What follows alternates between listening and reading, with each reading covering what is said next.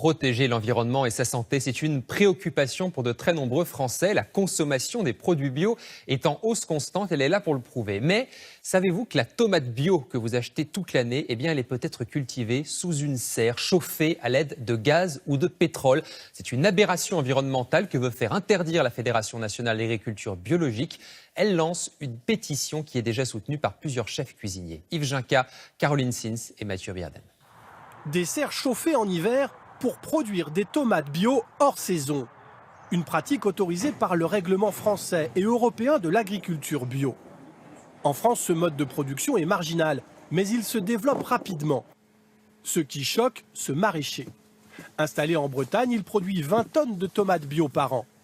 Son credo, respecter la saisonnalité du fruit. Comme ça ? Ouais. On est vraiment sur une plantation de toute fin d'hiver, une croissance de la plante au printemps, où là on commence à avoir de l'ensoleillement et la mise à production, la mise à commercialisation qui se situe au début de l'été. Lorsque vous travaillez à la saisonnalité avec les éléments naturels, avec la chaleur, avec le soleil, vous avez un produit de qualité.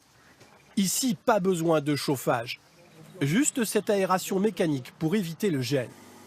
Selon ce maraîcher, chauffer pour cultiver en hiver est contradictoire avec l'agriculture bio. Le règlement européen, s'il autorise le chauffage, précise toutefois qu'il faut un respect des cycles naturels et une utilisation responsable de l'énergie. Si je chauffe, j'utilise de l'énergie fossile. Donc, je ne préserve pas les ressources naturelles.